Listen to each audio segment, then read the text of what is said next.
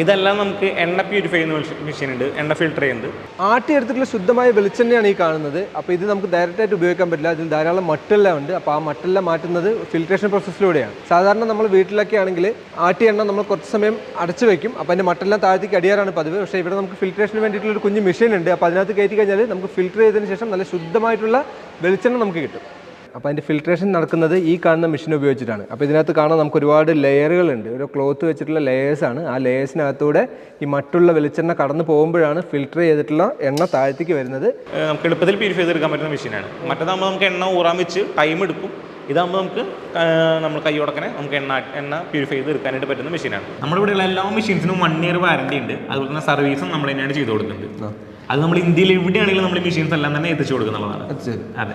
അപ്പോൾ ഈ കാണുന്ന മെഷീൻസ് ഒക്കെ നമുക്ക് ഇന്ത്യക്കകത്ത് എവിടെയാണെന്നുണ്ടെങ്കിലും ഇവർ എത്തിച്ചു തരുന്നതാണ്. അപ്പോൾ എക്സാക്ട് ബ്രോ, നമ്മുടെ ഈ സ്ഥാപനത്തിന്റെ ലൊക്കേഷൻ വരുന്നത് എവിടെയാണ്? ഇത് വരുന്നത് തൃശ്ശൂർ മരത്താക്കരയാണ്. നമ്മുടെ ഹൈവേയുടെ സൈഡിൽ തന്നെയാണ്. നമ്മൾ പാലക്കാട് നിന്ന് എറണാകുളം റൂട്ട് പോകുമ്പോൾ പാലിയേക്കര ടോളത്തിന് തൊട്ട് മുമ്പുള്ള ജംഗ്ഷനാണ് നമ്മുടെ ഈ മരത്താക്കര എന്ന് പറയുന്നത്. ഇവിടെയാണ് നമ്മുടെ ഈ മെഷീൻ ഹബ്ബ് ലൊക്കേറ്റ് ചെയ്യുന്നത്.